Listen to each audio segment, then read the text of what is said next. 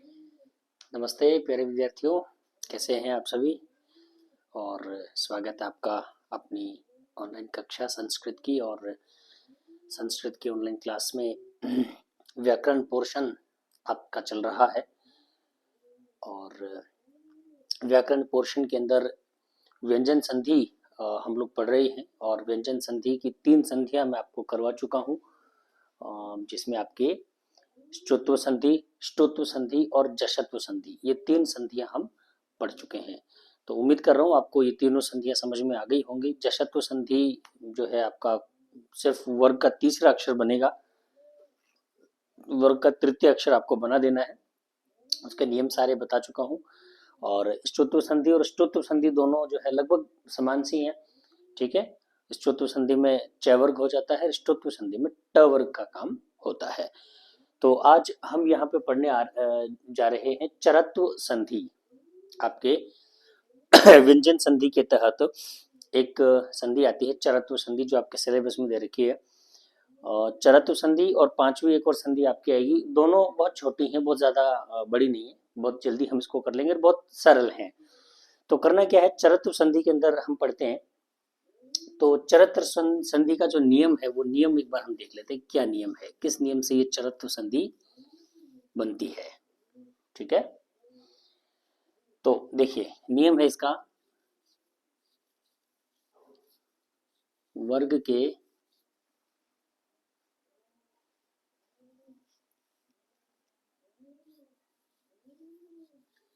तृतीय वर्ण,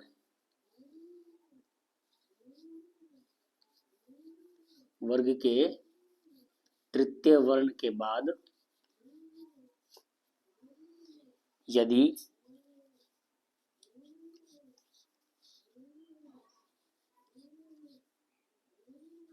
कोई अघोष वर्ण,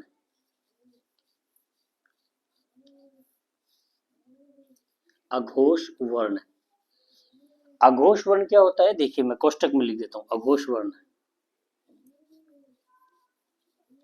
वर्ग का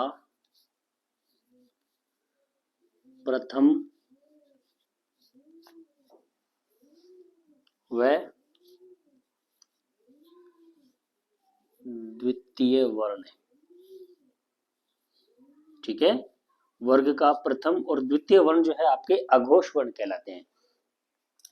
तो आपका क्या है इसमें, यानी कि किसी भी वर्ग के तृतीय वर्ण के बाद में कोई भी अघोष वर्ण, यानी उस वर्ग का पहला और दूसरा अगर आता है, या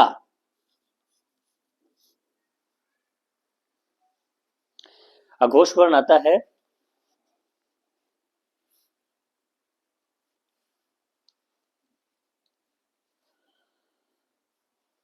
हाँ सर, ठीक है, अच्छा बाद में मिलता हूँ आपसे ना।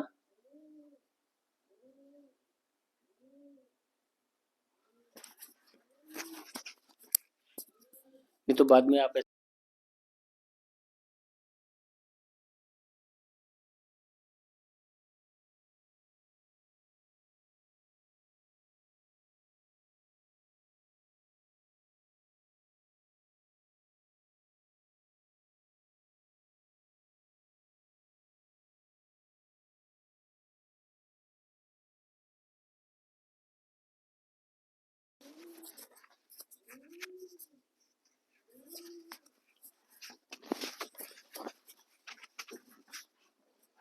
चलिए, वो कोई शर्त है हमारी, इस वजह से थोड़ा सा कुछ अर्जेंट काम था, इस वजह से मुझे क्लास छोड़कर 2 मिनट उनको देना पड़ा, माफी चाह रहा हूँ। तो आइए वापस आते हैं हम चरत्व संधि के ऊपर। चरत्व संधि, एक मिनट वीडियो चल रहा है क्या, क्योंकि मेरे साथ में ऐसी अक्सर होता है कि क्लास पूरी शूट हो जाती है, उसके बाद पता चलता है कि वीडियो प्ले नहीं हुआ, तो फिर मुझे दोबारा से उसके लिए मेहनत करनी पड़ती है। चल रहा है अभी तो ठीक है, अच्छी बात है। तो चरत्व संधि में हमें क्या करना है कि देखिए यदि किसी वर्ग का तृतीय अक्षर है, ठीक है, किसी वर्ग का तृतीय वर्ण है और उसके बाद में कोई अघोष वर्ण अगर आता है, उसके बाद में कोई अघोष वर्ण, अघोष वर्ण होता है किसी भी वर्ग का प्रथम और द्वितीय जो वर्ण है वो, या उसके बाद में आपका श, श और से, ठीक है, आए तो तृतीय वर्ण का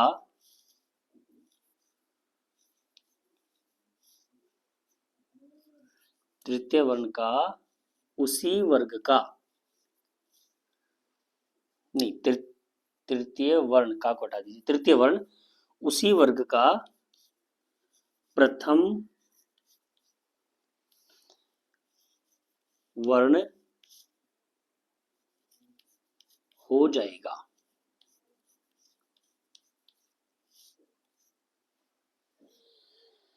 ठीक है, आइए एक बार फिर से मैं इस परिभाषा को आपको रिपीट करता हूं कि किसी भी वर्ग का तृतीय वर्ण अगर आता है, उसके बाद में कोई अघोष वर्ण आप समझते हैं, किसी भी वर्ग का प्रथम और द्वितीय अक्षर आए, या उसके बाद में श, श, स, तीन जो स हैं उनमें से कोई भी, तो ये कंडीशन जब अगर होगी तो उस समय आपका क्या होगा, तृतीय जो वर्ण आया है, उस वर्ग का जो तृतीय वर्ण है वो उसी वर्ग का क्या हो जाएगा, आपका प्रथम वर्ण हो जाएगा। हालांकि इसके कुछ उदाहरण कल की क्लास में हम लिख चुके हैं, फ्लो में चलता रहा, तो कुछ उदाहरण आपके कल भी लिखे गए, आपका रिपीट हो जाएगा।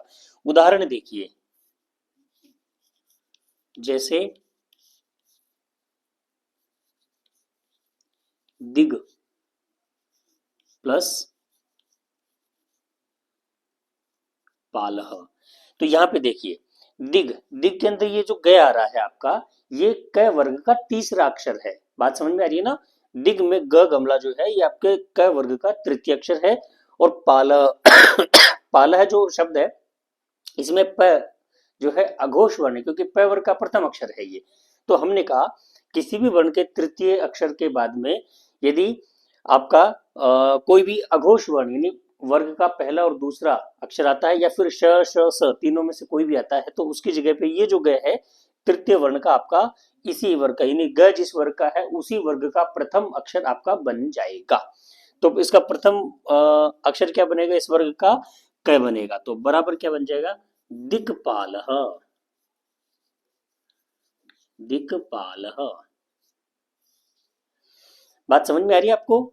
यानी उसी वर्ग का आपको प्रथम अक्षर बना देना है। ठीक है, इससे ज्यादा इस संधि में कुछ भी नहीं है, बहुत इजी है ये। ठीक है, इसको एक बार उतार लीजिए आप। एक उदाहरण और लिख दीजिए, चलिए फिर आप उसके बाद लिखिए विपद प्लस कालह। यहाँ पे देखिए विपद जो है इसमें दवात जो है त वर्ग का तीसरा अक्षर है, और कालह का क जो है ये आपका अघोष वर्ण है, क्योंकि क वर्ग का प्रथम अक्षर है, तो इसका आपका बन जाएगा, ठीक है, विपद। इस द का आपको उसी वर्ग का प्रथम अक्षर बना देना, ये द जिस वर्ग का है उसी वर्ग का आपको प्रथम अक्षर बना देना, तो ये त वर्ग का है, तो प्रथम अक्षर आपका त बन जाएगा। तो विपद कालह क्या बन जाएगा आपका, विपद कालह। ठीक है, कुछ भी नहीं करना आपको, बहुत इजी है कि यदि किसी भी वर्ग का तृतीय अक्षर आता है, उसके बाद में अगर किसी वर्ग का प्रथम और दूसरा अक्षर आता है, या स, श तीनों में से कोई भी आता है, तो आपका तृतीय जो वर्ण है उसके स्थान पर उसी वर्ग का प्रथम अक्षर बन जाएगा, इसके अलावा कुछ नहीं है इसमें। आप इसको लिख सकते हैं।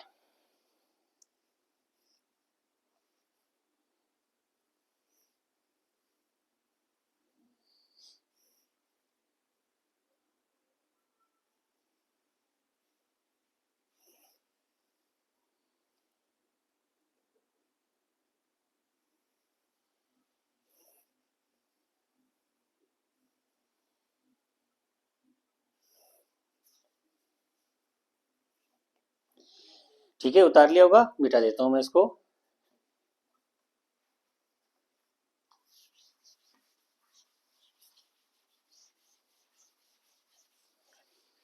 चरत्व संधि आपकी बहुत इजी है, इसमें कुछ भी नहीं है, सिर्फ आपको तीसरा जो है उसका अक्षर पकड़ना है वर्ग का, और उसके बाद में उसका प्रथम अक्षर बना देना है, बस इसके अलावा कुछ भी नहीं करना है, सिर्फ छोटी सी बात ध्यान रखने वाली बात है। इसके बाद आपकी संधि आती है अनुस्वार।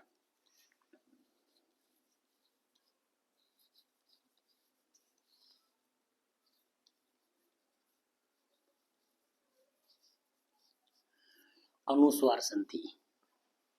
ठीक है, तो अनुस्वार संधि का एक बार नियम आप देख लीजिए।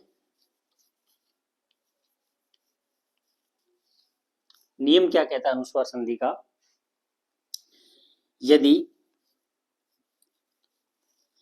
देखिए पहले एक बात ध्यान रखिए, मैं नियम बाद में लिखाता हूँ। सबसे पहले तो अनुस्वार ध्यान रखिए कि आपके अनुनासिक जो वर्ण है वो कौन कौन से कहलाते हैं।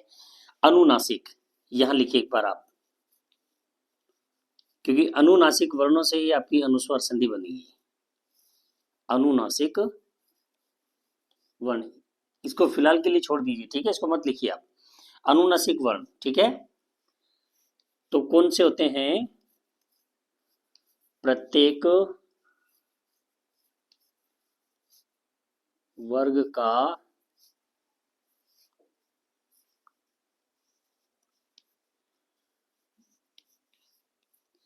अंतिम वर्ण। ठीक है, प्रत्येक वर्ग का जो अंतिम वर्ण है वो अनुनासिक कहलाता है। जैसे क वर्ग है, इसका अनुनासिक हो जाएगा आपका आखिरी ये ङ। ठीक है, ये अनुनासिक है। इसके बाद आपका च वर्ग है, इसका अंतिम आपका ये इ, ये आपका अनुनासिक है। इसके बाद में आपका ट वर्ग में आ जाइए। ठीक है, तो ट वर्ग में आपका ये अण, ये भी अनुनासिक कहलाएगा। फिर आपके त वर्ग में आ जाइए। त वर्ग में आपके ये न, ये भी अनुनासिक कहलाएगा। और उसके बाद आप आ जाइए प वर्ग में। प वर्ग में ये आपका म, तो ये भी अनुनासिक कहलाएगा। ठीक है ना, तो प्रत्येक वर्ग का अंतिम जो वर्ण है वो आपका अनुनासिक कहलाता है। फटाफट लिख दीजिए इसको आप।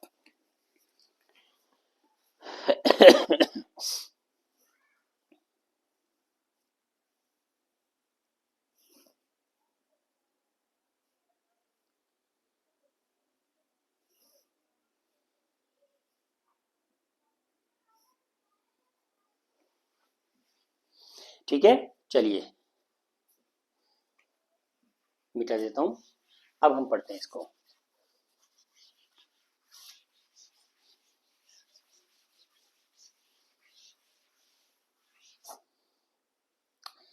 देखिए इधर आइए। यदि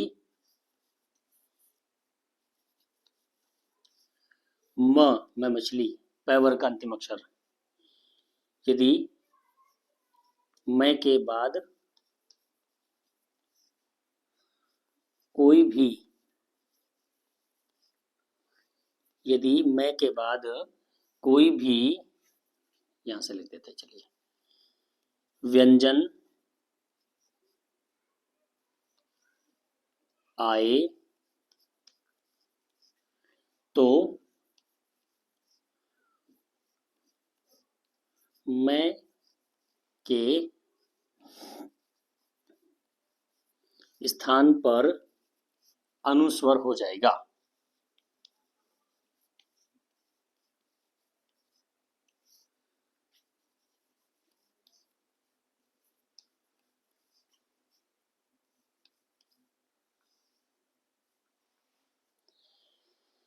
ठीक है, समझिए इसको।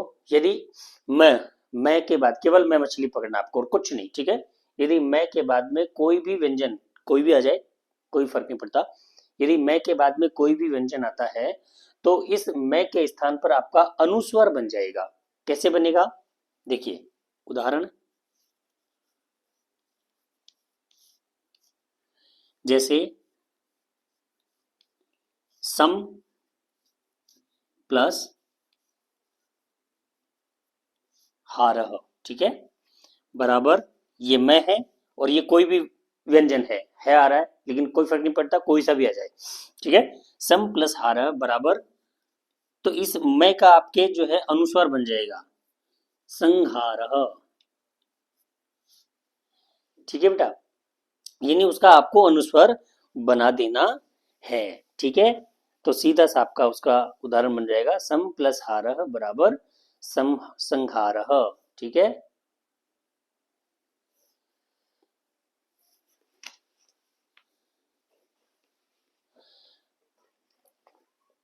अगला एक और उदाहरण देख लीजिए। सम प्लस योग। अब यहाँ पे देखिए मैं के बाद ये आ गया, ठीक है, वहां पे है था, यहाँ पे ये है, ये आ गया, तो बराबर संयोग, संयोग, ठीक है। तो उसके स्थान पर आपका जो है अनुस्वार लग जाएगा, ठीक है।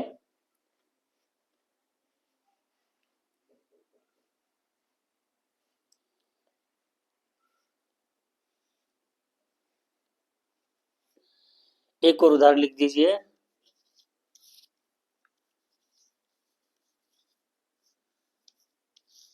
हरिम प्लस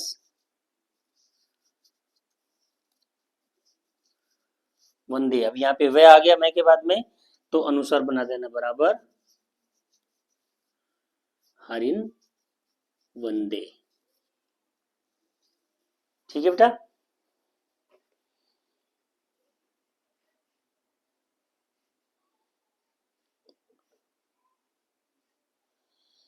एक उदाहरण और लिख सकते हैं आप, किम प्लस वा, ठीक है। किम प्लस वा बराबर किम वा, ऊपर बिंदी आ जाएगी अनुस्वार की, तो किम वा बन जाएगा आपके।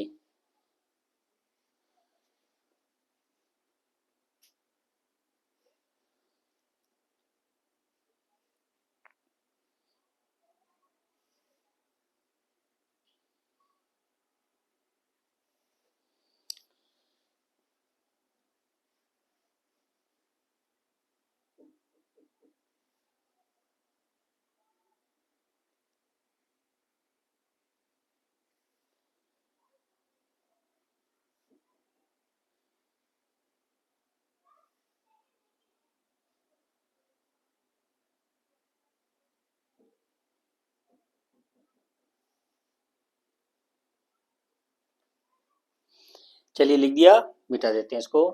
इसका एक और नियम देखेंगे हम।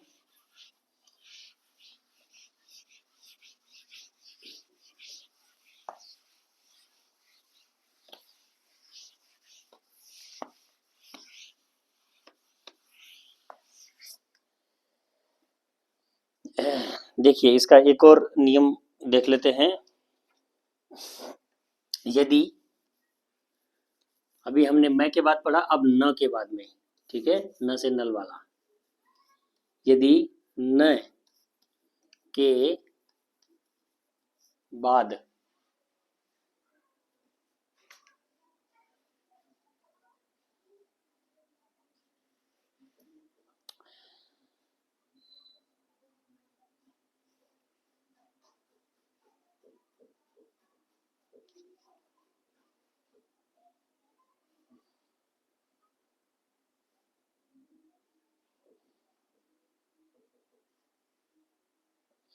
देखिए यदि न के बाद में आपका अंतस्थ और अनुस्वार को छोड़कर यदि कोई अन्य व्यंजन आएगा, तो आपका उसके स्थान पर अनुस्वार बन जाएगा, ठीक है। यानी कि यदि न के स्थान पर, ठीक है, न के बाद अंतस्थ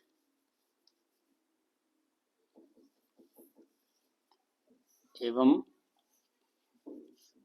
अनुस्वार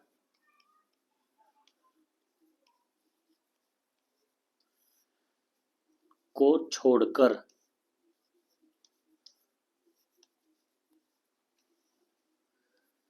कोई भी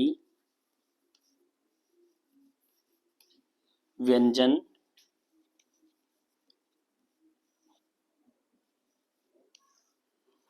आए तो न के स्थान पर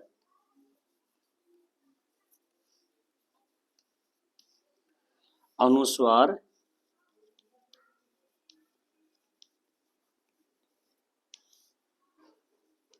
हो जाएगा,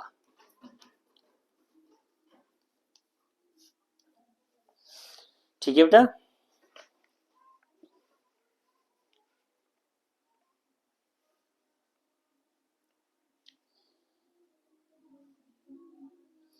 यानी आपको समझ में आ गया होगा कि आपका जो है यदि न के बाद में यदि कोई भी अंतस्थ या अनुस्वार को आप छोड़ दीजिए, उसके बाद में कोई अन्य व्यंजन अगर आपका आता है तो न के स्थान पर आपका जो है अनुस्वार हो जाता है। ठीक है, उदाहरण देख लीजिए।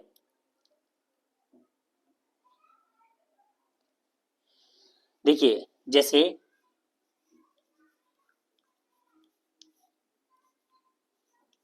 यशान प्लस सी बराबर यशानसी। ठीक है, न का आपका अनुस्वार बन गया है यहाँ पे। ठीक है, न के स्थान पर अनुस्वार हो गया है।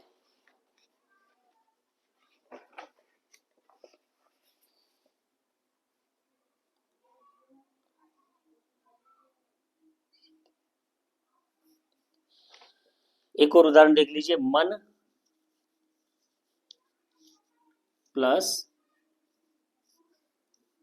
स्यते। ठीक है, तो बराबर आपका हो जाएगा मन स्यते, न की जगह ये अनुस्वार हो जाएगा मन स्यते। ठीक है, मन प्लस स्यते बराबर मन स्यते।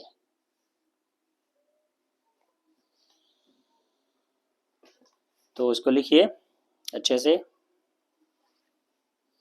तो ये आपकी जो है व्यंजन संधि आपकी यहाँ पे कंप्लीट हो चुकी है। व्यंजन संधि में अब इससे ज़्यादा, क्योंकि आपके टॉपिक, हालांकि व्यंजन संधि बहुत बड़ी है, अगर आप पढ़ना चाहें तो बहुत सारी 14-15 से ज़्यादा आपकी जो है संधियाँ आती हैं, लेकिन आपके सिर्फ 5 संधियाँ ही यहाँ पे दी गई हैं माध्यमिक शिक्षा बोर्ड के द्वारा, इसलिए आपको ज़्यादा पढ़ने की आवश्यकता नहीं है। ठीक है, अब हम विसर्ग संधि आपकी आरंभ करने जा रहे हैं। ठीक है, मैं मिटा देता हूँ उसको, क्योंकि आपके सिलेबस में विसर्ग संधि भी जो है दे रखी है।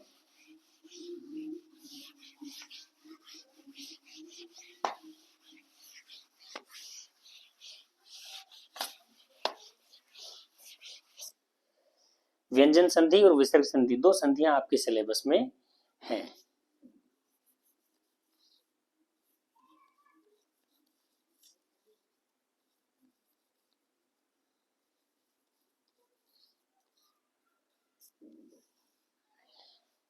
चौक चेंज कर लेता हूँ, विसर्ग संधि आप हेडिंग लगाइए।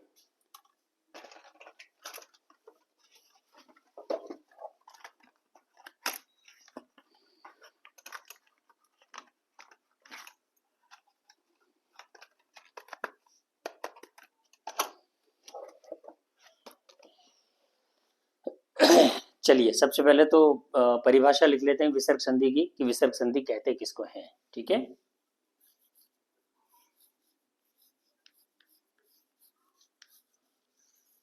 परिभाषा। ठीक है,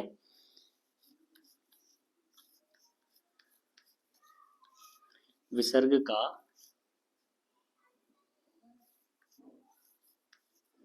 स्वर अथवा व्यंजन से मेल को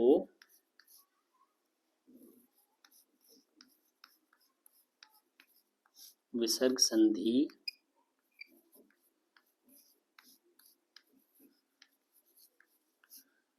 कहा जाता है। ठीक है, तो विसर्ग का स्वर अथवा व्यंजन से जब मेल होगा तो विसर्ग संधि उसको कहा जाता है। तो विसर्ग संधियां बहुत प्रकार की हैं, जिसमें आपके 4 संधियां आपको दे रखी हैं, 4 संधियां ही हैं और 4 ही हम पढ़ते हैं। ठीक है, एक बार आप इसको लिख लीजिए।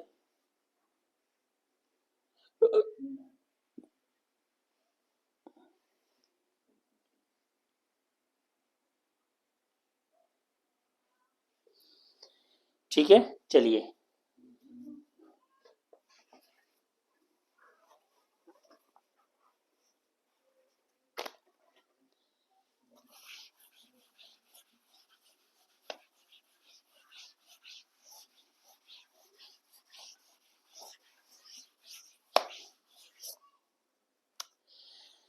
तो उस पहली संधि आपकी पढ़ते हैं हम, सत्व विसर्ग संधि। ठीक है, ऊपर हेडिंग लगा देता हूँ।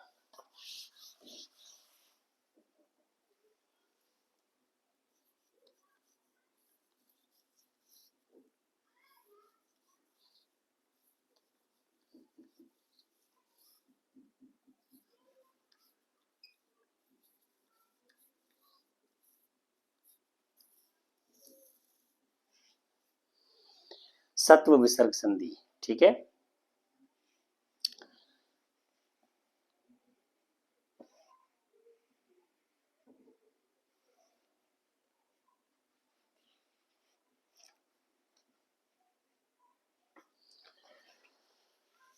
देखिए सत्व विसर्ग संधि का नियम लिखते हैं कि नियम क्या होता है।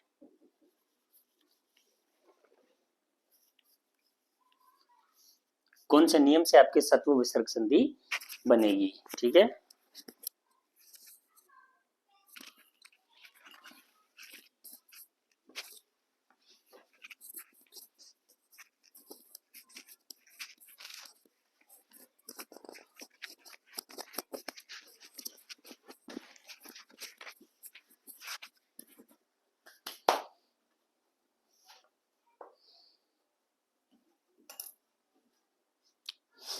चलिए हम लिखना शुरू करते हैं।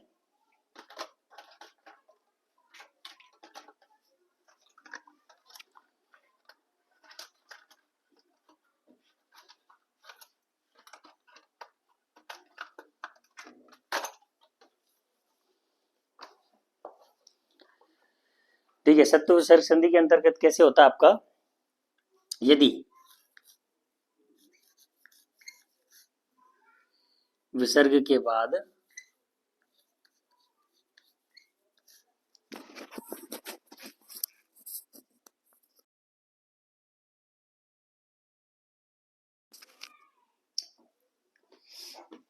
आज माइक थोड़ा सा सेट नहीं बैठ रहा है।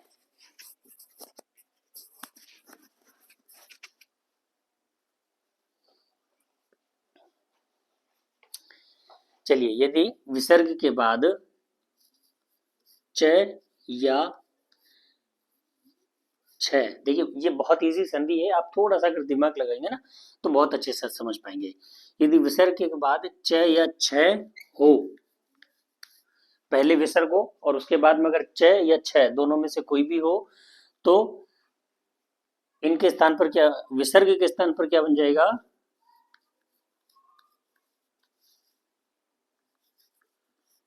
के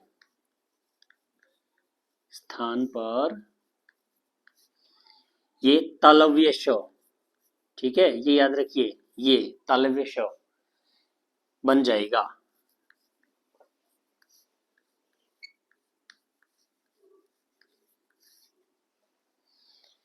एवं आगे देखिए,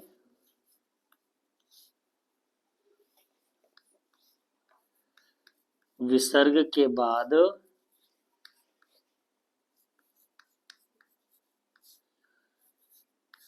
ट या ठ, देखिए ट टमाटर, ठ ठठेरा। ठीक है, विसर्ग के बाद में अगर ट या ठ,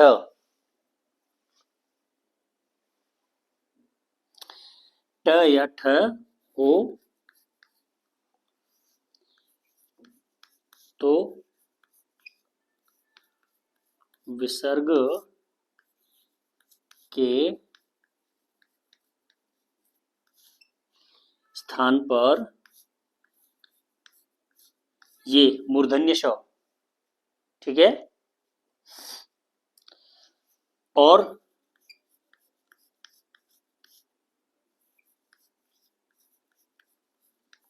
विसर्ग के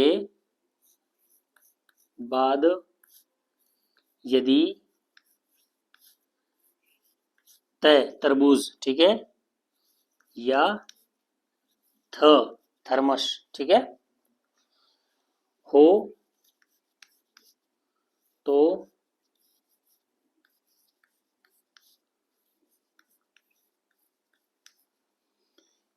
विसर्ग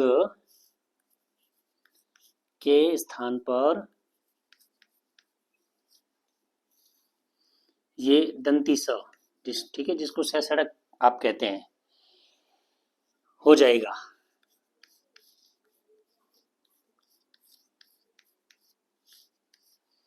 समझिए एक बार अच्छे से, इसको आप लिखिएगा बाद में, लेकिन एक बार समझिएगा। देखिए पूरा मैंने लिखा है इसकी परिभाषा, उसको मैं एक बार डिफाइन कर देता हूँ किस तरीके से होता है। देखिए पहले विसर्ग हो, और विसर्ग के बाद में आपका च या छ, ठीक है, च वर्ग, ट वर्ग और त वर्ग, तीन ही वर्ग इस संधि में हमारे काम आने वाले हैं, सत्व विसर्ग संधि में।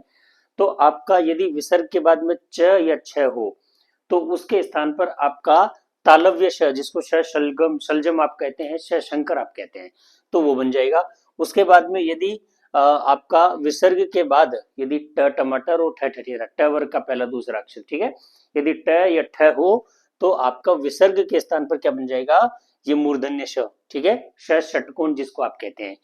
आगे आइए, यदि विसर्ग के बाद में आपके त या थ, ठीक है, त तराजू या त तरबूज जिसको आप कहते हैं, थ थर्मस जिसको आप कहते हैं, तो त या थ हो विसर्ग के बाद में, तो उसके स्थान पर आपका जो है दंती स, जिसको स सड़क आप कहते हैं, स सपेरा भी आप कहते हैं, वो बन जाएगा। ठीक है, सिर्फ इतना सा नियम है, इससे ज्यादा इसमें कुछ भी नहीं है। अब आप लिख सकते हैं।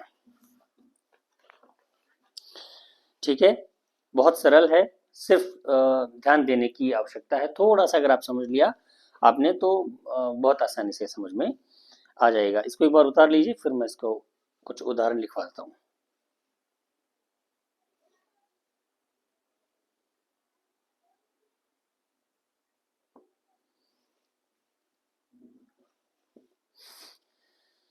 मिटा दूं?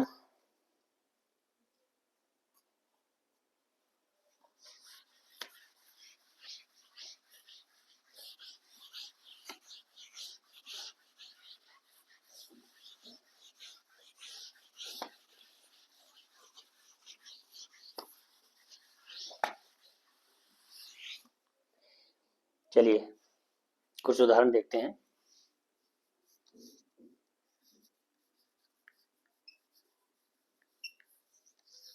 उदाहरण जैसे सबसे पहले नीह प्लस चलह। देखिए नीह प्लस चलह, ठीक है, आपका नीह में विसर्ग है और आगे चलह में च, यानी च और छ बोला था हमने, या तो च होगा या छ हो, तो उसके स्थान पर आपका क्या बन जाएगा, तालव्य श बन जाएगा। तो क्या बन जाएगा इसका आपका, बराबर निश्चलह, ठीक है, विसर्ग का ये श बन जाएगा तालव्य श, ठीक है, विसर्ग जहां पर लिखा हुआ, विसर्ग जहां पर आपका लगा हुआ है उसके स्थान पे आपका तालव्य स बन जाएगा। जैसे अगला उदाहरण देखिए, शिरह प्लस छेदह। शिरह का विसर्ग है छेदह, च और छ दो वर्ण बताए हमने, तो इसका बन जाएगा आपका विसर्ग का श बन जाएगा, बराबर शिरश्छेदः। शिरश्छेदः, ठीक है।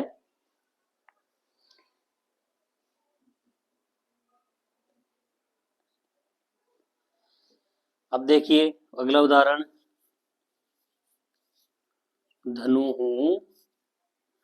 प्लस टंकारः। देखिए धनु का विसर्ग है, टंकार का ट है, तो हमने कहा ट अगर आएगा, ट या ठ आएगा तो आपका मूर्धन्य श बन जाएगा, तो इसका क्या बन जाएगा, बराबर में धनुष्टंकारः। ये श षटकोण आपका बन गया, इसके अंदर श षटकोण आ गया, धनुष टंकारः, ठीक है।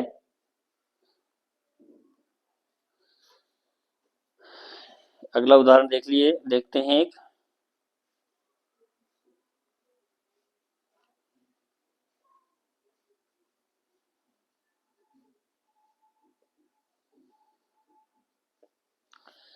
नमः प्लस ते,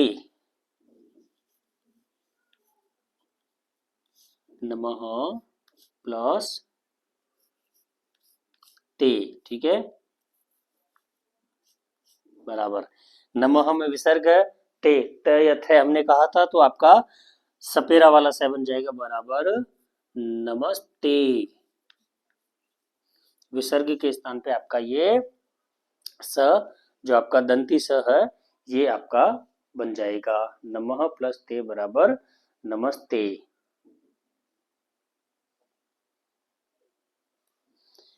मनः प्लस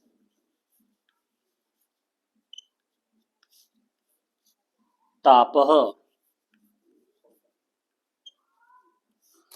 तराजू विसर्ग, ठीक है, आपका दंती से बन जाएगा मनस्तापः।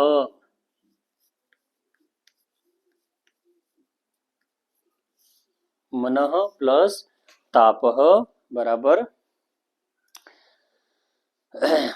मनस्तापः, ठीक है। इतः प्लस ततः, इतः प्लस ततः, ठीक है, बराबर आपका बन जाएगा इतस्ततः। इतः प्लस ततः बराबर इतस्ततः, ठीक है। तो इस तरीके से आपके जो है ये बनेंगे।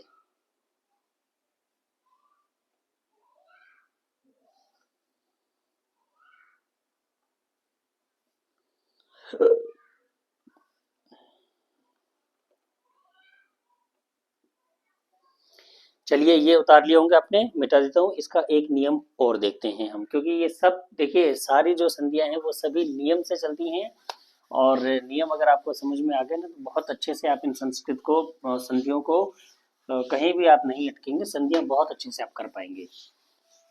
बस हमें वो नियम पढ़ने की आवश्यकता है, नियम समझने की आवश्यकता है।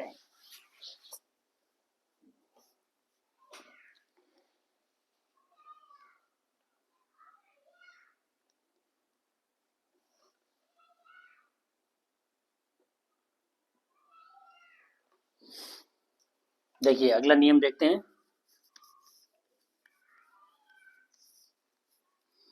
यदि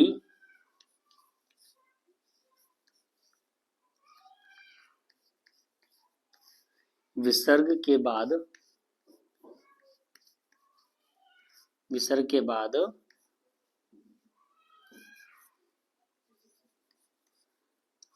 श श और स, तीनों स, ठीक है, श श और स आए तो विसर्ग का क्रमशः, ठीक है, यानी जिस क्रम में हमने ये लिखे हैं उसी क्रम में क्रमशः श श और स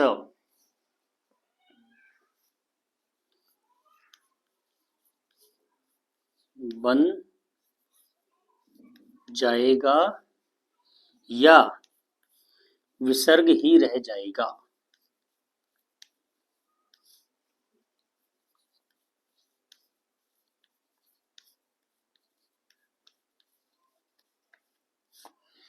देखिए यदि विसर्ग के बाद में श शलजम श षटकोण श सपेरा तालव्य श मूर्धन्य श और आपका दंती से आई, तो उसके बाद में विसर्ग का क्रमशः इसी क्रम में या तो मूर्धन्य तालव्य श बनेगा या मूर्धन्य श बनेगा या आपका सपेरे वाला श जिसको आप हम दंती से बोलते हैं।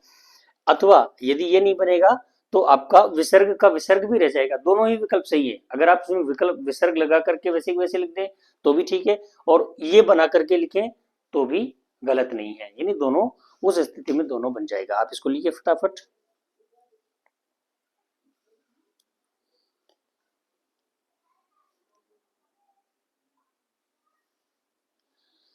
उदाहरण मैं लिखता हूं उसके।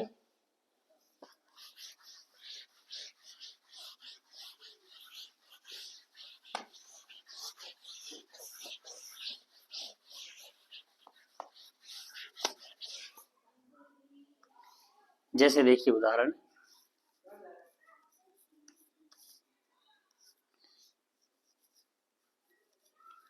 हरि ही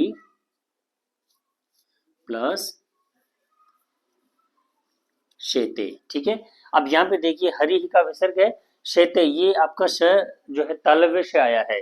तो हम चाहें तो इन दोनों को केवल प्लस का निशान बीच में से हटा दीजिए, इन दोनों को ऐसे कैसे जोड़ के लिख दीजिए, गलत नहीं है।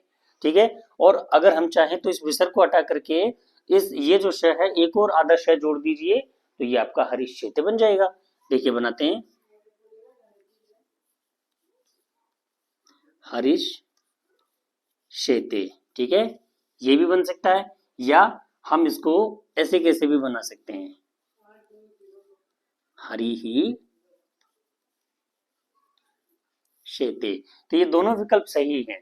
ठीक है, आप चाहें तो इस पे प्लस वाले निशान को हटा करके इन दोनों को जोड़ दीजिए, कुछ नहीं जोड़ना है, सिर्फ ऐसे कैसे इनका स्पेस खत्म कर दीजिए, जोड़ के लिख दीजिए शब्द को, वो भी ठीक ठीक है, जैसे मैंने ये लिखा है। हम चाहे तो विसर्ग के स्थान पर ये शंकर वाला शय जो आपका है तालव्य शय जिसको कहते हैं, वो जोड़ करके भी आप लिख सकते हैं हरिश्चेते, जैसे मैंने यहाँ लिखा है। तो दोनों ही स्थितियों में ये बिल्कुल राइट है, बिल्कुल सही है। ठीक है,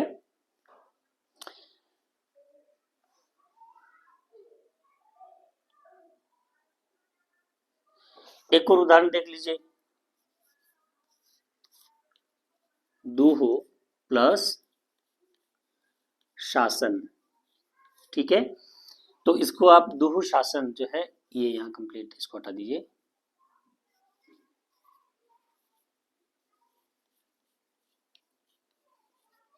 दुशासन ये भी बन जाएगा, या आप इसकी जगह पे नीचे ऐसे कैसे भी लिख सकते हैं दो शासन। ठीक है, यानी विसर्ग ऐसे कैसे विसर्ग को भी नहीं हटाया हमने, किसी को नहीं हटाया, सिर्फ प्लस का निशान हटाया और उसको जोड़ के लिख दिया, तो दो शासन या दुशासन दोनों स्थितियों में हमारा विकल्प सही है। ठीक है,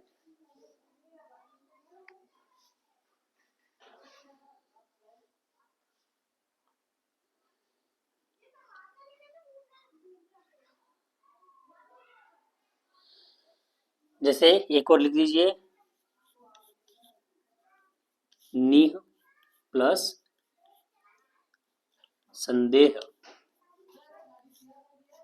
नेह प्लस संदेह। ठीक है, हम ऐसे कैसे लिख देते हैं पहले तो इसको,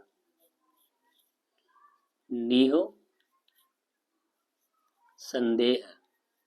ठीक है, ये भी सही है, या आप लिखना चाहें तो हमने कहा इसके बाद से कौन सा आ रहा है, आपका दंती से आ रहा है, तो आप चाहें तो निस्संदेह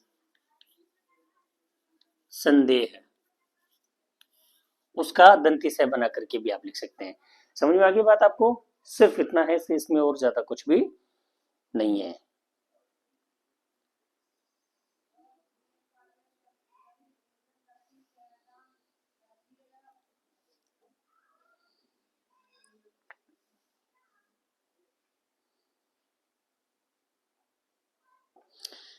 चलिए अगला एक उदाहरण देख लीजिए, उदाहरण मतलब अगला नियम हम इसका बता देते हैं।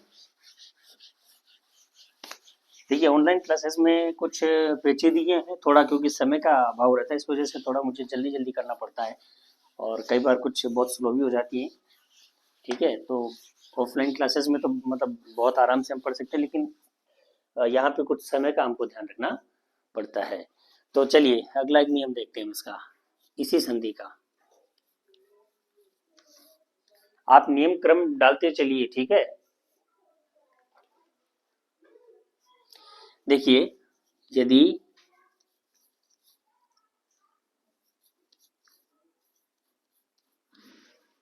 विसर्ग से पहले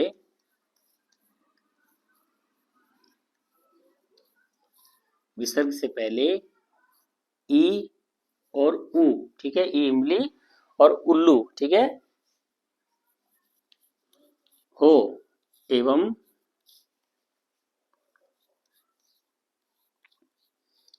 विसर्ग के बाद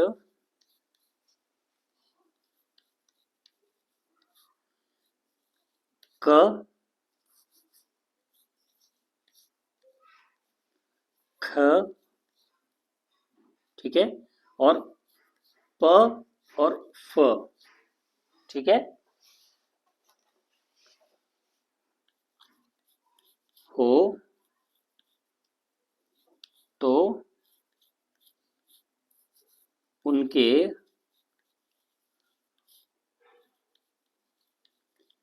स्थान पर श मूर्धन्य श हो जाएगा। ठीक है बेटा, समझिए। यदि विसर्ग से पहले ई या उ आता है, ठीक है, विसर्ग लगा हुआ उससे पहले या तो ई है या उ है, दोनों में से कुछ भी है, और उसके बाद में या क कबूतर है, ख खरगोश है, प पतंग और फ फल, ठीक है, क ख और प और फ, इनमें से कुछ भी अगर है विसर्ग के बाद में, और विसर्ग से पहले शर्त यह है कि ई या उ होना चाहिए, तो उनके स्थान पर आपका जो है मूर्धन्य श, जिसको हम षटकोण कहते हैं, वो बन जाएगा। ठीक है, तो आप इसको एक बार लिखिए रूल को, फिर हम लिखते हैं आगे।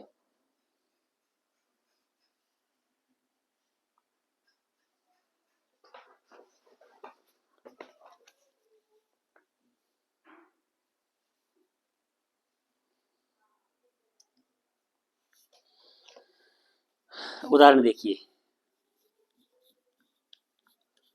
जैसे नीह प्लस कपट।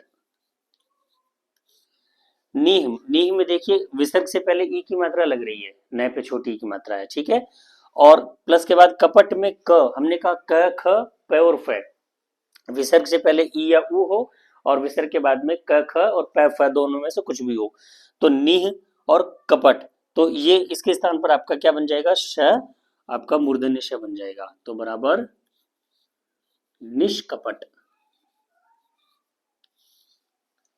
ठीक है बेटा, नीह प्लस कपट बराबर में निष्कपट।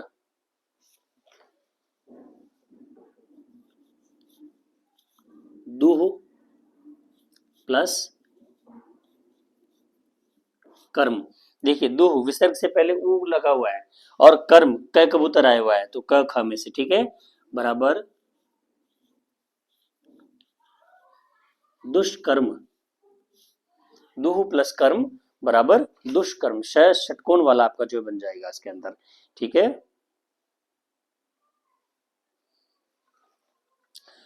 चतुः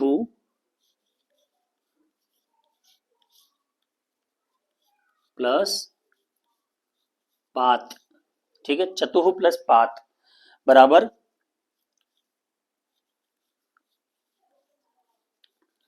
चतुष्पात। ठीक है, ऊ की मात्रा लगी हुई है और आगे प पतंग आया है इसमें, ठीक है, तो आपका बन गया यहाँ पे चतुष्पात।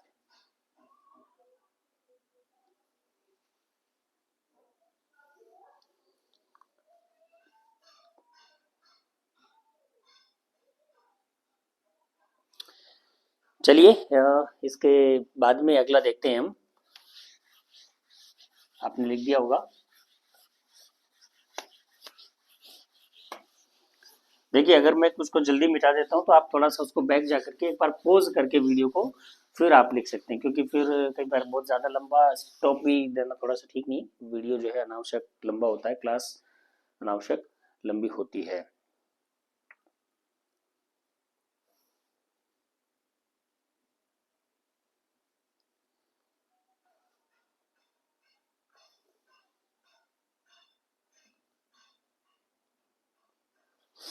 देखिए एक अगला नियम है, छोटा सा नियम है,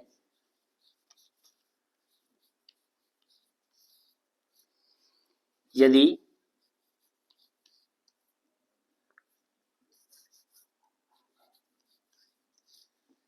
गति संज्ञक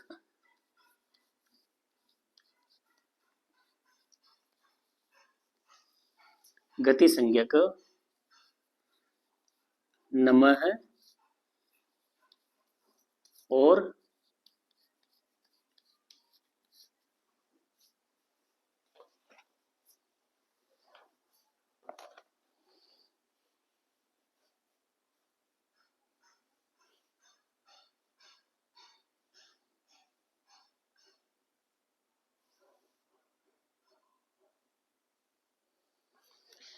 ठीक है, गति संज्ञक नमः और पुरः, ठीक है, के बाद यदि क ख और प फ आए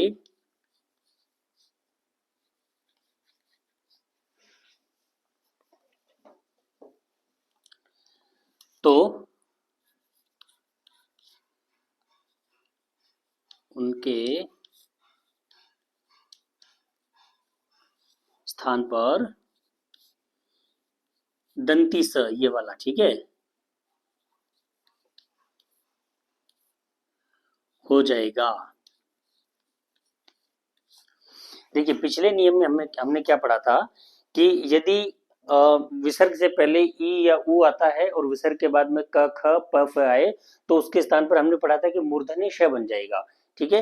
लेकिन ये नियम क्या कहता है कि यदि दो शब्द दिए हैं गति संज्ञक नमः और पुरः, दो शब्द हैं नमः और पुरः, उनके बाद में इन शब्दों के साथ में आप ये मान के चलिए नमः और पुरः जो दो शब्द हैं इन शब्दों के साथ में यदि आपके क ख और प फ, ठीक है, क ख और प फ आते हैं तो उनके स्थान पर आपका जो है दंती से बनेगा, जबकि वो उसमें हमने क्या बन रहा था वहां पे मूर्धन्य से बन रहा था, लेकिन यहाँ पे क्या बनेगा आपके दंती से बन जाएगा, ठीक है। उदाहरण से समझिए, जैसे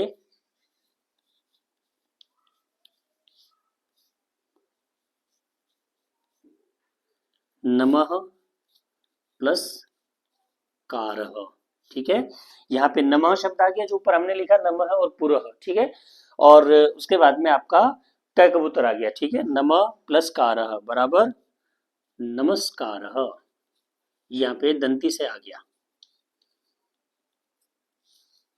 नमः प्लस कारः बराबर नमस्कारः। इसी तरह देख लीजिए एक पुरः प्लस कारः, ठीक है, बराबर पुरस्कारः, ठीक है। नमः पुरः के साथ अगर आता है तो आपका दंती से बन जाएगा, तो नमः प्लस कारः नमस्कार, पुरः प्लस कारः बराबर पुरस्कारः। इसी प्रकार आप देख लीजिए नमः प्लस करोति बराबर आपका बन जाएगा नमस्करोति, ठीक है। एक और देख लीजिए पुरः प्लस करोति बराबर पुरस्करोति,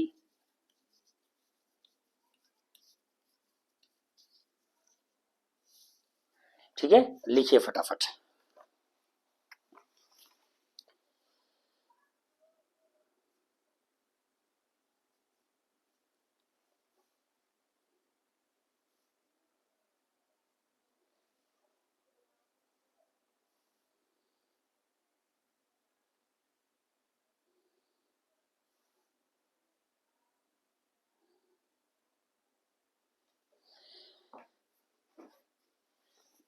चलिए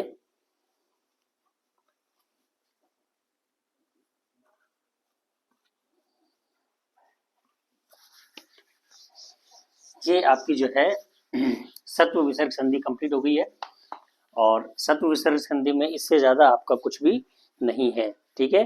तो समझ में आ गया होगा। अगर कोई चीज समझ नहीं आई तो इस वीडियो को बार बार देखिए, क्योंकि जितनी बार आप देखेंगे उतनी ही बार आपको ये चीजें समझ में आएंगी, क्योंकि ये अभ्यास पर जो है निर्भर करती है। करत करत अभ्यास के जड़मति होत सुजान, रस्सी आवत जात के शिल पर पड़त निशान, ठीक है। तो बार बार अभ्यास करने से ही जो है व्याकरण सीखी जाती है।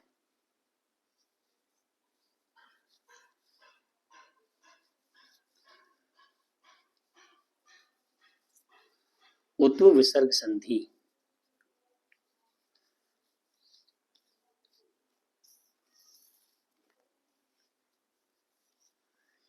ठीक है।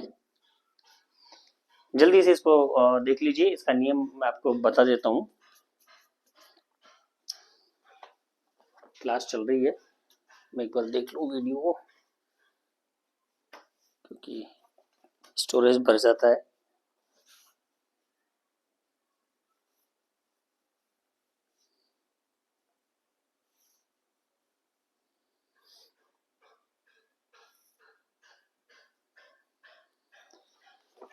देखिए इसका नियम देख लेते हैं फटाफट। नियम क्या कहता है,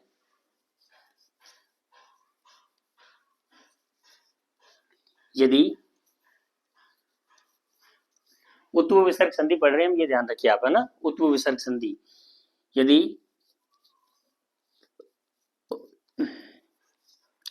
विसर्ग के पहले, ठीक है, यदि विसर्ग के पहले और बाद में, ठीक है,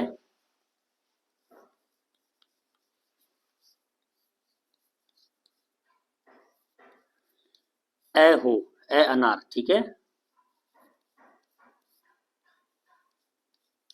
तो विसर्ग के स्थान पर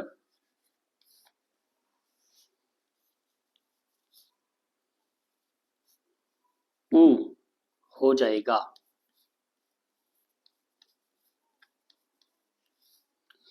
देखिए यदि विसर्ग से पहले और बाद में, विसर्ग के पहले भी और बाद में भी ए हो, ऐसे अनार वाला, तो विसर्ग के स्थान पर आपका जो है ऊ बन जाएगा, ऊ से उल्लू, यानी विसर्ग से पहले भी ए होना चाहिए और विसर्ग के बाद में भी ए होना चाहिए। अगर दोनों स्थितियां बन रही है, पहले भी ए है बाद में भी ए है, तो उसके स्थान पर आपको सिर्फ ऊ बना देना है, ठीक है, इसके अलावा कुछ भी नहीं करना है, ठीक है।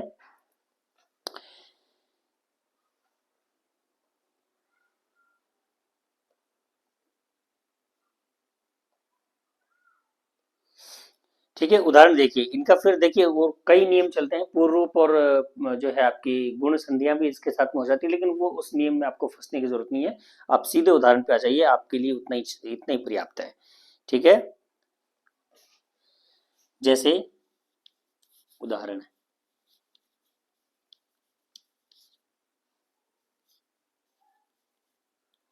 सह प्लस अपी। देखिए सह विसर्ग लगा हुआ है, विसर्ग से पहले इस सह के अंदर ए जुड़ा हुआ है, ध्यान रखिए, क्योंकि नीचे अगर आपका जो है उसमें वो चिन्ह नहीं लगा हुआ है, इसका मतलब ये समझ लीजिए आपका वो उसमें ए जुड़ा हुआ है, ठीक है। अगर हलंत नहीं लगा हुआ, यहाँ पे अगर हलंत लगा दिया जाता, किसी भी अक्षर पे अगर हलंत लगा है, उसका मतलब ये कि उसके अंदर कोई भी स्वर नहीं जुड़ा हुआ है, तो इसमें हलंत नहीं लगा हुआ, इसका मतलब इसमें ए जुड़ा हुआ है, शामिल है, तो इसका ए और ये इसके बाद में ये, ठीक है, तो दोनों दोनों ए आ रहे हैं, ठीक है, सह प्लस अपी, तो दोनों मिलकर के हमने कहा ऊ बन जाएगा। लेकिन ऊ अब देखिए मैं यहाँ पे इसका बना कर दिखा देता हूँ, बराबर को अपी। तो अब कुछ विद्यार्थी कहेंगे सर यहाँ पे तो ऊ नजर ही नहीं आ रहा, लेकिन इसके साथ में और नियम लगते हैं, जो उसके पहले तो उसका वृद्धि कर, पहले उसका गुण करता है, गुण संधि करेंगे, उसके बाद में उसकी वृद्धि संधि बनाई जाती है कुछ सूत्र लगा करके, उसके बाद में फिर ये जो है आपका उत्व विसर्ग संधि बनती है, ठीक है। तो ये पूरा प्रोसीजर है, आपको सिर्फ इतना समझना है कि ए और ए अगर आगे पीछे आते हैं तो आपको ये अवग्रह लगा करके आपका को अपी बन जाएगा, ठीक है। चलिए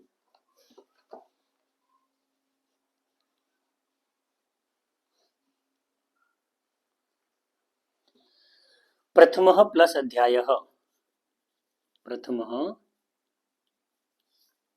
प्लस अध्यायः बराबर प्रथमोऽध्यायः,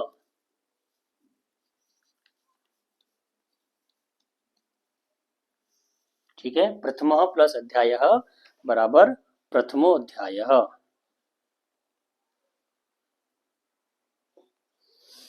एक उदाहरण और देख लीजिए, नृपः प्लस एवदत्, ठीक है, बराबर नृपोवदत्,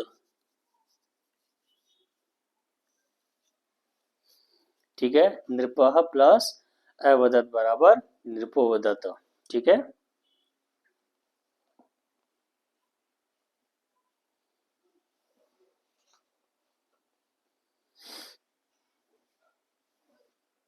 लिखिए इसको फटाफट।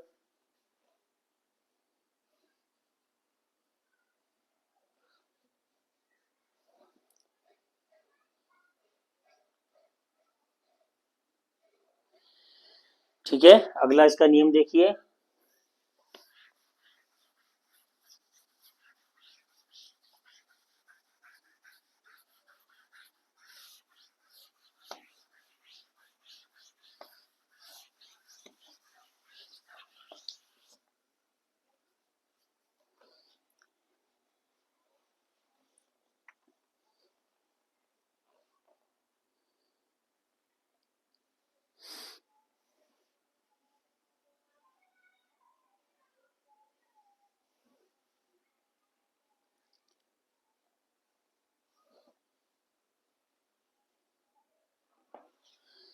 तो अगला नियम देखिए, यदि विसर्ग के पहले, ठीक है, ये आपको रखना है, ठीक है,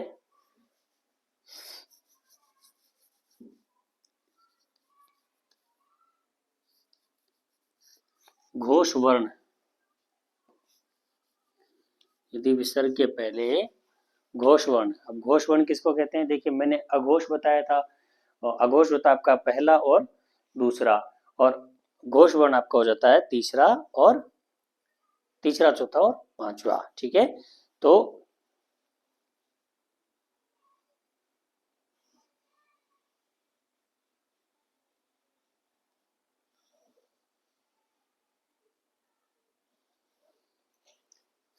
ठीक है, देखिए विसर्ग के पहले यदि, नहीं घोष नहीं, सॉरी, यहाँ पे ए आएगा। विसर्ग के पहले यदि ए हो और बाद में कोई घोष वर्ण, घोष वर्ण होता है किसी भी वर्ग का तीसरा, चौथा और पांचवा, ठीक है, मैं लिख देता हूं, वर्ग का तीन, चार और पांचवा वर्ण, या य, र, ल, व और है,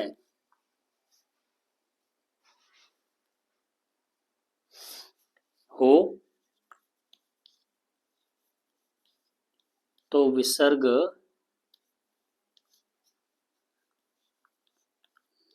के स्थान पर उ हो जाएगा।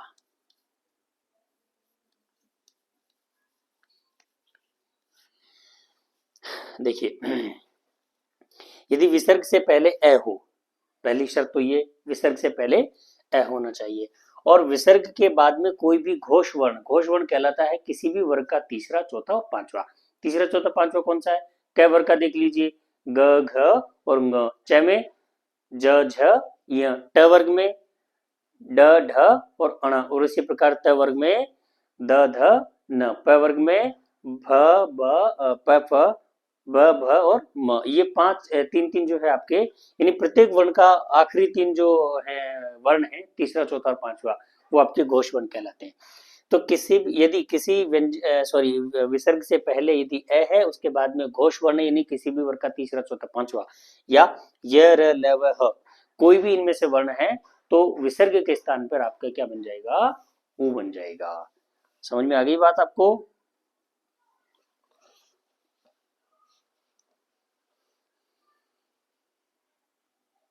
ठीक है, तो उसके स्थान पर आपका क्या बन जाएगा? ऊ बन जाएगा। उदाहरण से समझाता हूं मैं आपको।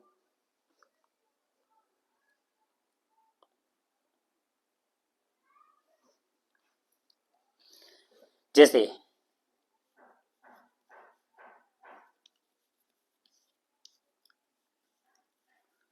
तपह प्लस वनम, तपह प्लस वनम, इसके साथ में गुण और वृद्धि संधियां भी चलती हैं, तो उसको कुछ नियम से उनकी वो वृद्धि और गुण करके करने के बाद में आपका जो है ये बनेगा। तो इसका क्या बन जाएगा? गुण वृद्धि करने के बाद में तपोवनम,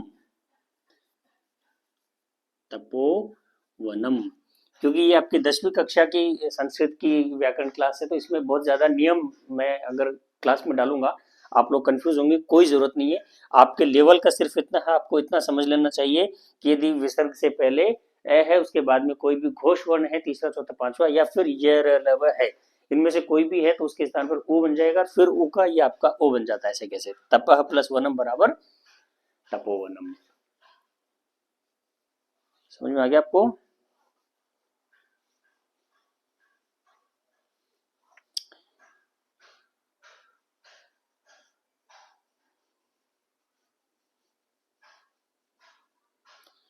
अगला एक उदाहरण देखिए, मनः प्लस रथः, मनः प्लस रथः बराबर मनोरथः।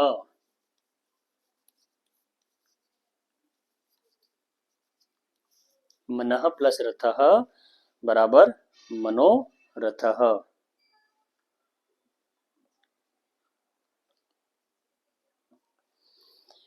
बालः प्लस गच्छति बराबर बालो गच्छति।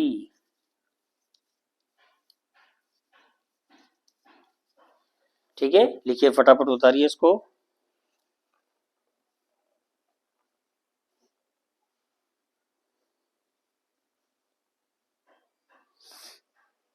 इसी प्रकार से नमः प्लस वयम नमो वयम, ठीक है, आप लिख सकते हैं इनको।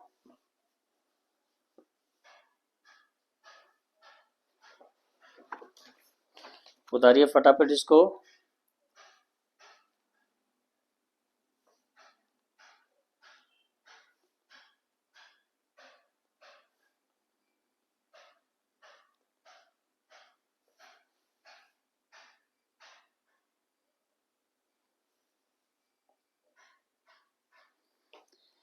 तो ये आपकी जो है विसर्ग संधि की दो संधियां आज हम पढ़ चुके हैं। दो संधि हमने आपकी जो है व्यंजन संधि की करी हैं, और ये दो आज अपने इसकी करी हैं। तो कुल मिलाकर के आज हम 4 संधियां इस कक्षा में हमने पढ़ाई करी है। हो सकता है क्लास थोड़ी सी लंबी बन गई होगी, लेकिन क्योंकि बीच में छोड़ना भी उचित नहीं है, और टॉपिक जब अधूरा रहता है तो फिर क्लास को खत्म करने में कंक्लूजन नहीं हो पाता है, कंफ्यूजन की स्थिति बच्चों में रहती है। इसलिए उसको मुझे उचित नहीं लगा कि मैं क्लास को बीच में स्टॉप करूं। तो आगे कल जो हम पढ़ेंगे, कल एक नई संधि पढ़ेंगे आपकी विसर्ग संधि के अंदर ही जो आपकी है उसी को पढ़ेंगे। अभी आपकी 2-3 संधियां और हैं। उसके बाद हम जो है आपको समाज की तरफ लेके चलेंगे। तो आपका जो पूरा जो 8 पॉइंट्स जो माध्यमिक शिक्षा बोर्ड ने दिए हैं, वे सभी 8 टॉपिक्स आपकी इस कक्षा में कवर होंगे। और आप लोग इसका अभ्यास जरूर करते रहिए बेटा, क्योंकि जितना अभ्यास आप लोग करेंगे ना व्याकरण का, क्योंकि व्याकरण अभ्यास से ही आती है। सिर्फ एक बार पढ़ लेने से, उसको रटने से कभी व्याकरण नहीं आएगी, ये बात ध्यान रखिए। अगर आप रटने की तरफ चलेंगे तो रटने से व्याकरण कभी समझ में नहीं आएगी। आप उसको अच्छे से समझिए, उसके जो कॉन्सेप्ट है वो समझिए। मैंने एक एक नियम आपको यहाँ पे बताए हैं, किस नियम से क्या जो है बनता है, किस तरीके से बनता है। तो वो आपको नियम याद भी नहीं रहे तो सिर्फ इतना याद रखिए कि कौन सा वर्ण कब आएगा, कौन सा वर्ण कब आएगा, किसके स्थान पर क्या बनेगा। सिर्फ इतनी पकड़ आपने कर ली तो आपका बोर्ड एग्जाम्स के अंदर परफॉर्मेंस जो है वो बहुत अच्छा होगा निश्चित रूप से। और कोई अगर डाउट है तो आप बताइए, हमें उसका समाधान हम करेंगे। ठीक है, तो फिलहाल आज की क्लास को हम यही समाप्त करते हैं। और कल की जो कक्षा होगी उसमें आपकी नई एक जो संधि है, कल हम संधियां कंप्लीट कर देंगे पहली बात तो, और अगला जो टॉपिक है आपका आरंभ कर देंगे। अब बहुत ज्यादा समय इनमें लगेगा नहीं, थोड़ा सा शब्द रूप धातु रूप में थोड़ा समय लगेगा, कारक में समय लगेगा। बाकी टॉपिक आपके छोटे छोटे हैं, समास एक दिन में आपके हो जाएंगे, कोई दिक्कत वाली बात नहीं है। चलिए फिर मिलते हैं अगली अगली कक्षा में, तब तक के लिए नमो नमः।